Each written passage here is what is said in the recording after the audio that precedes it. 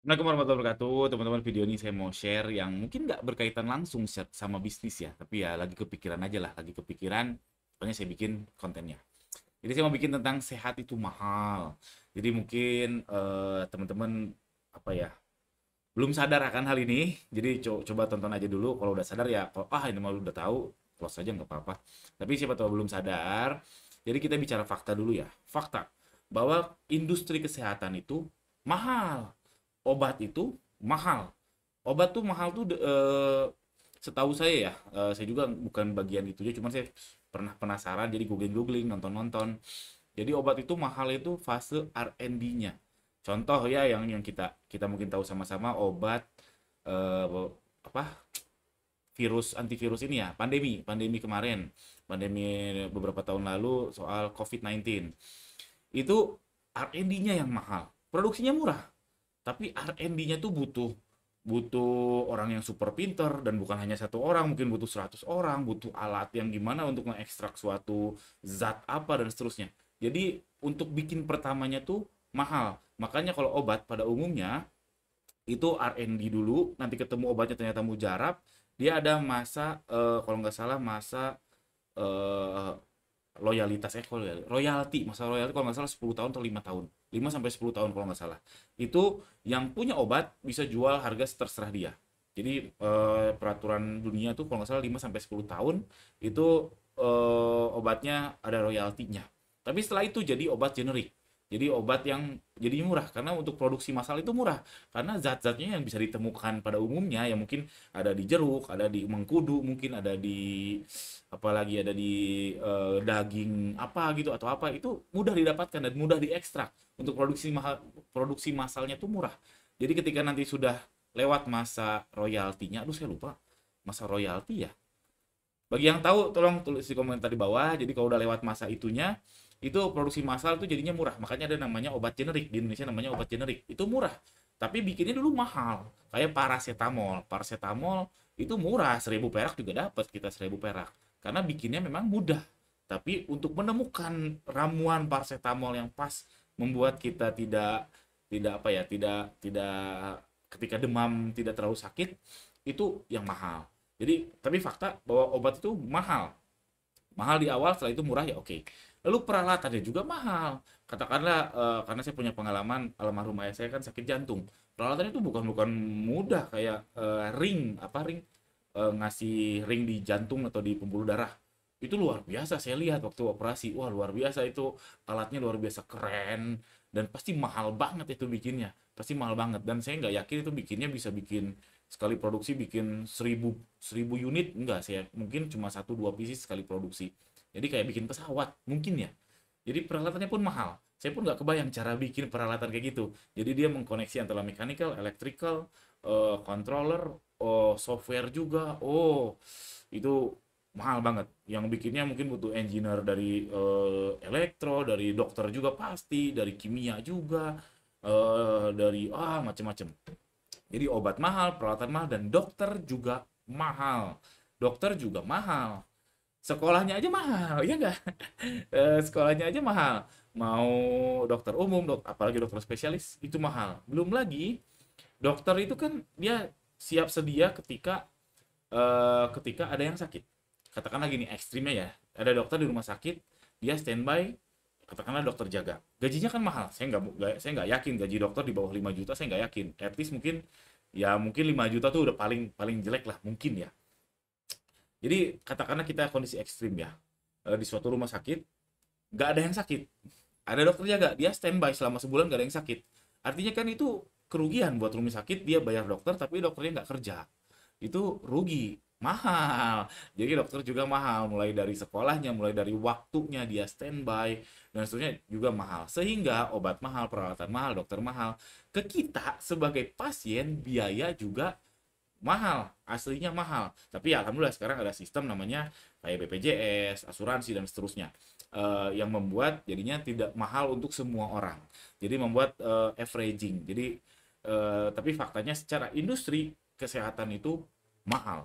Oke, mudah-mudahan paham sampai sini. Alhamdulillah. Lalu, nah, bagi kita nih, khususnya penjual pebisnis online, Ini saya mau cerita soal mental health. Jadi soal kesehatan mental kita, ya banyak lah pasti puyeng lah.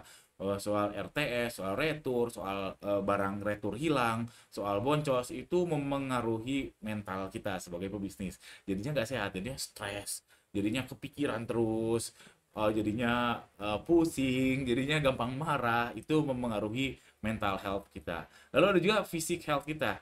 Jadi physical health kita ya dari virus, dari ya memang imun tubuh dan seterusnya. Yang ini mental, ini memang ini teman-teman pasti sudah tahu juga atau jangan-jangan belum tahu, memang kesehatan mental memengaruhi kesehatan fisik kita. Kalau kita gampang stres itu gampang sakit. Paling umum itu mah. Paling umum orang yang stresan itu mah. Mah tuh ya perut ya. Asam lambung naik karena stres, asam lambung naik jadinya perutnya jadi mah. Itu yang membuat kita sakit. Jadinya ngaruh ke fisik. Jadi kalau olahraga itu yes fisik, tapi faktanya ya yang saya alami ya kalau kita olahraga itu memengaruhi mental health kita juga karena pikiran jadi lebih jernih.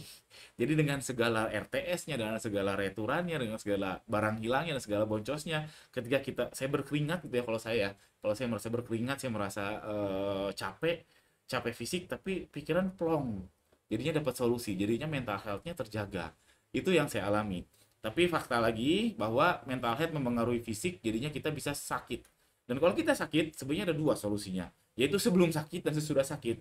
Yang sesudah sakit ya reaktif tadi, kita terpaksa harus ke yang ngerti, ke dokter, ke apoteker, atau ke manapun itu reaktif. Nah yang saya mau bahas lebih lanjut adalah yang preventif.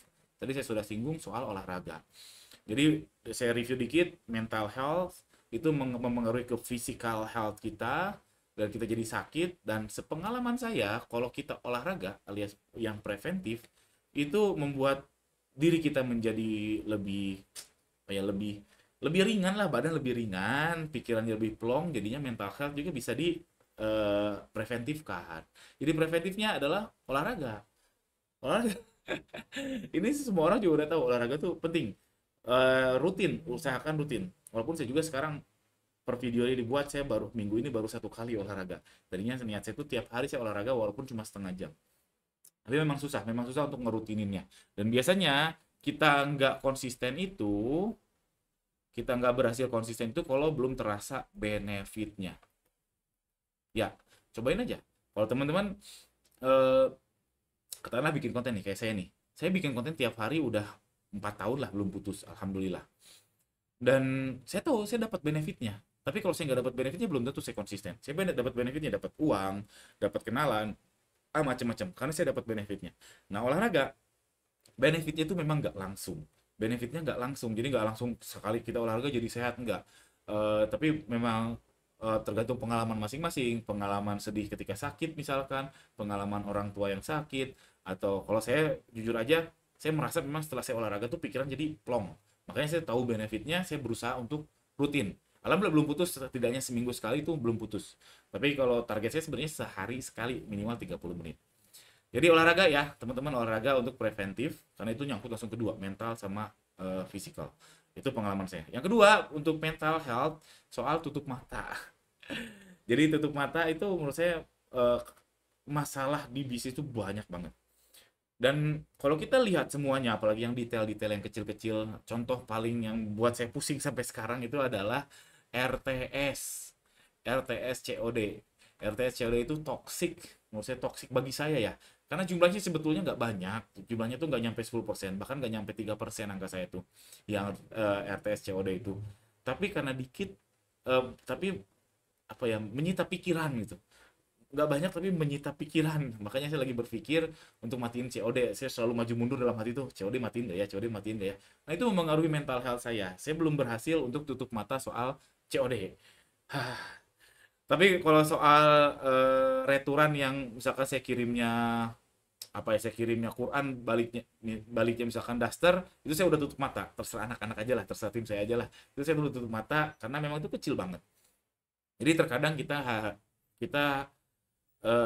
ada di persimpangan tutup mata lebih baik. Jadi masalah-masalah dalam bisnis apapun itu, teman-teman coba list aja. Kalau saya banyak hal-hal kecil yang saya sudah tutup mata, kecuali yang RTS COD ini, saya masih masih bergolak di pikiran saya. Aduh, memang toksik bagi saya, toksik si RTS COD ini. Tapi hal-hal kecil, konflik karyawan, terus apa lagi ya, boncos dikit, itu saya udah tutup mata sehingga saya tidak tidak terlalu risau dan harapannya mental health saya terjaga. Lalu terakhir, ingat keluarga. Preventifnya ingat keluarga. Kenapa? Kalau kita ingat keluarga, ingat anak kita, ingat ingat yang kita tanggung jawabi. Percaya deh, kalau teman-teman ingat anak, teman-teman mau nggak anak teman-teman kerepotan ngurus teman-teman karena sakit? Saya yakin nggak mau. Karena saya mengalami, ya qadarullah, waktu almarhum ayah saya mengalami, saya jujur aja repot banget ngurus ayah saya itu, yang mudah-mudahan mudah-mudahan jadi pahala ya. Itu repot banget memang. Ketika orang tua sakit, kitanya ketarik sana, ketarik sini, waktu, tenaga, biaya juga.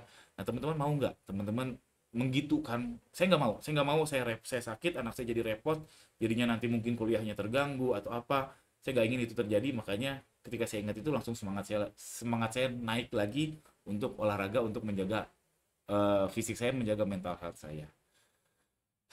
Ternyata tadinya nih video receh sampai 11 menit. Kalau ada yang sampai akhir dan ada sesuatu yang teman-teman bisa dapat dari video ini, tolong banget tulis di kolom komentar di bawah, karena ini di luar plan sih bikin video ini.